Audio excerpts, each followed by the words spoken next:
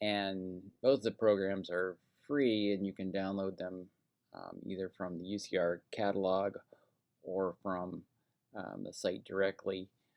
But you can also use them on the virtual desktop. So if you have a Chromebook or are using iOS or Android systems, neither of those files will work on those, but they will work on the virtual desktop. You can access them from a tablet or a phone. So this is at the end of the syllabus and a section on how to obtain and use software. So what we are going to do is I'm going to have you do a little test, run a test file in the program NetLogo, which is a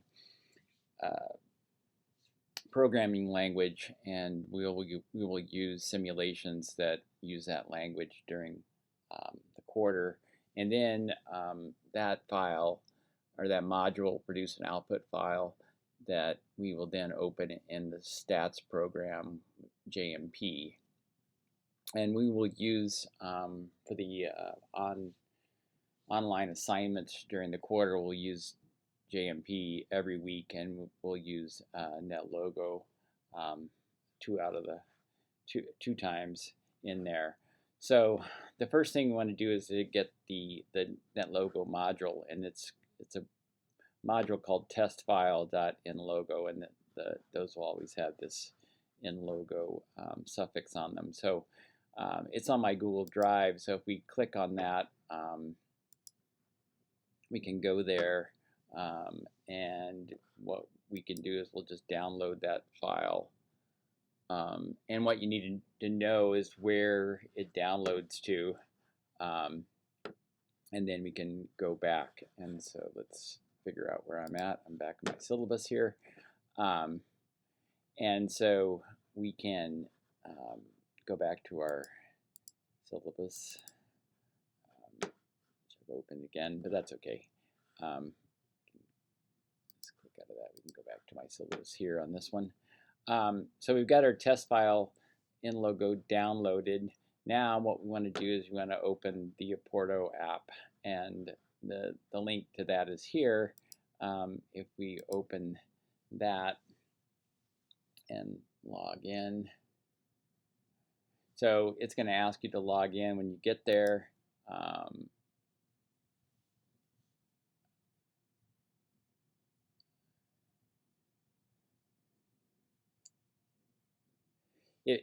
And I've already logged into the UCR portal. If you haven't logged in, it'll just ask for your UCR net ID. What we're going to look for is this RDS apps full desktop, and we're going to hit launch.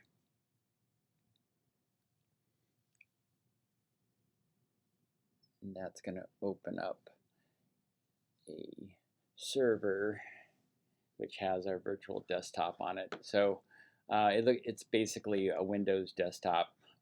As you notice that I'm using a Mac, and so, but it just works like a Windows desktop. The two programs we're going to be interested in are NetLogo, which is here, and we're going to be looking at Jump Pro 15. Those are the two programs that we want to look at.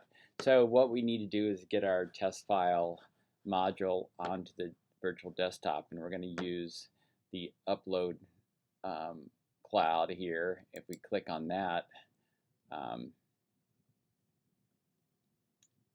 it will allow us to find the file, and let's go and find our test file. So there's our test file.nlogo. I'm going to choose that for upload. And so the file has now been uploaded, and it's right here on our desktop, testfile.nlogo. So if we go into our NetLogo, the folder here, we're going to open NetLogo 6.1.1. It's a little bit, there's a slightly newer version, 6.2, that's available, but this one will work fine for the programs that we have. So if we double click on that to open it, then it'll open up this sort of basic window, which it will do, and then we can open our model. And so here it is, and we're going to click open, and it's just telling us that this is made on a newer version, and that's okay. It's not going to matter with our thing. So now we've got a really simple program. The programs that we'll be looking at later on in the quarter will have a lot more buttons and things on there. But this has a button that you just click on, and it's an on-off button. And then there's a window here that you can type numbers into.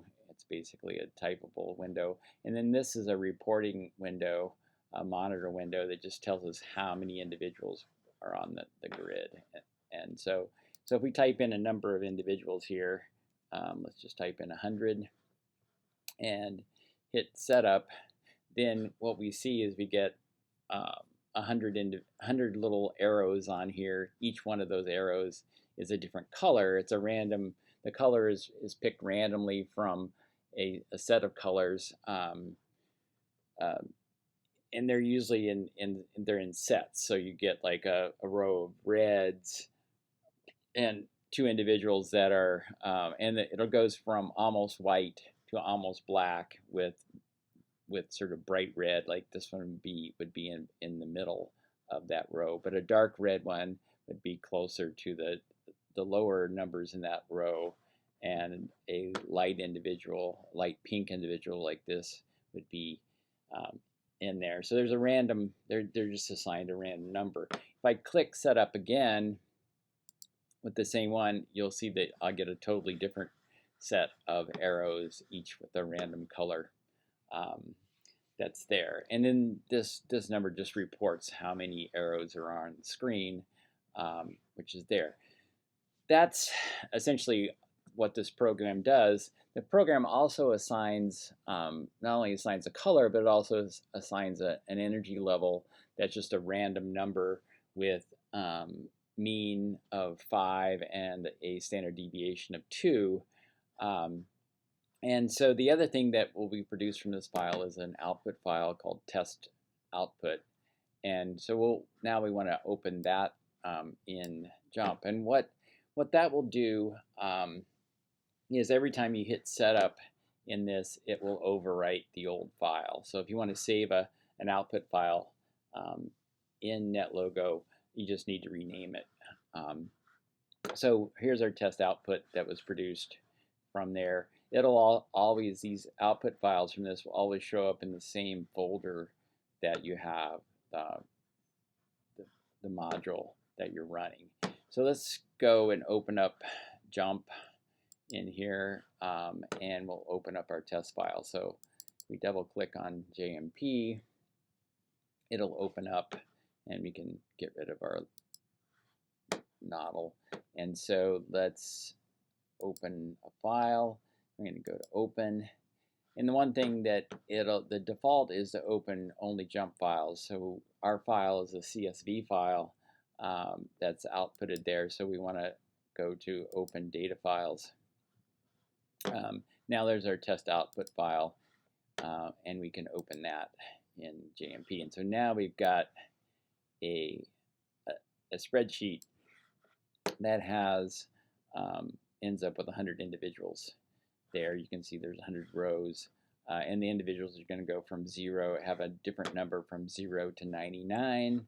Each one of those has a color, and you could go back and let's say we wanted this individual, and as I said before, the smaller numbers are going to be almost black, and the larger numbers within a set of 10 are going to be almost white. So an individual that's going to be 5 is going to be right in the middle.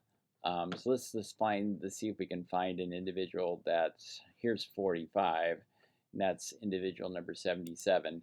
We can go back to our window here, and I can ask, and they're called turtles for some odd reason, but let's we're going to ask turtle 77 to set its label, and it's who, which is who it is, and we can, and so there's 77, right there, which is bright yellow, which is halfway in between sort of the thing on that row. So so you can do that. The other thing we can do is once we're in JMP, we can look at data analysis, and we're going to do a distribution. You, we can do you can either do it from the analyze window drop down, or there are little icons here, and so this is the distribution icon. If you click on that,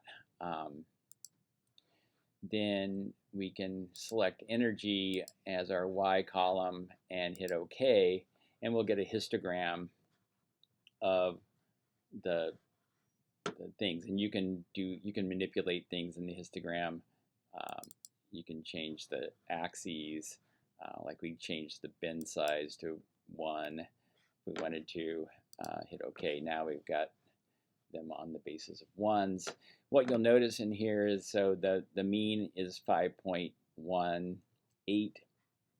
in which we said it was a random number with a approximate mean of 5 and a standard deviation of 2, and our standard deviation is 1.92. So it's pretty close, and so it should have a random distribution. So that's basically what you need to be able to do for this first week, is to get into both of those programs, open it up, run something, and do it. So.